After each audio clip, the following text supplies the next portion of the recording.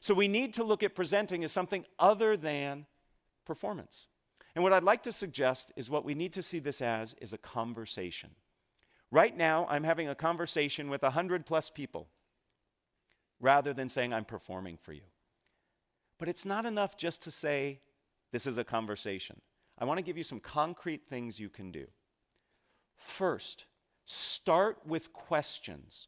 Questions by their very nature are dialogic. They're two-way. What was one of the very first things I did here for you? I had you count the number of F's and raise your hands. I asked you a question. That gets your audience involved. It makes it feel to me as the presenter as if we are in conversation. So use questions. They can be rhetorical, they can be polling. Perhaps I actually want to hear information from you. In fact, I use questions when I create an outline for my presentations. Rather than writing bullet points, I list questions that I'm going to answer. And that puts me in that conversational mode. If you were to look at my notes for today's talk, you'll see it's just a series of questions. Right now I'm answering the question, how do we manage our anxiety? Beyond questions, another very useful technique for making us conversational is to use conversational language. Many nervous speakers distance themselves physically. If you've ever seen a nervous speaker present, he or she will say something like this, "Welcome, I am really excited to be here with you." They pull as far away from you as possible because you threaten us, speakers. You make us nervous, so we want to get away from you. We do the same thing linguistically.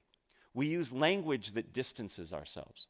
It's not unusual to hear a nervous speaker say something like, "One must consider the ramifications," or "Today we're going to cover step 1, step 2, step 3. That's very distancing language.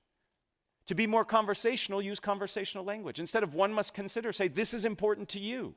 We all need to be concerned with." Do you hear that inclusive conversational language? Has to do with the pronouns.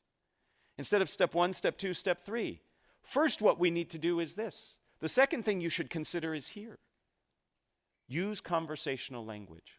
So being conversational can also help you manage your anxiety.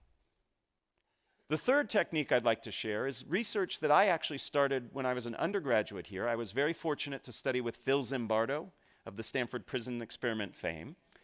Many people don't know that Zim actually was instrumental in starting one of the very first shyness institutes in the world, and especially in the country. And I did some research with him that looked at how your orientation to time influences how you react.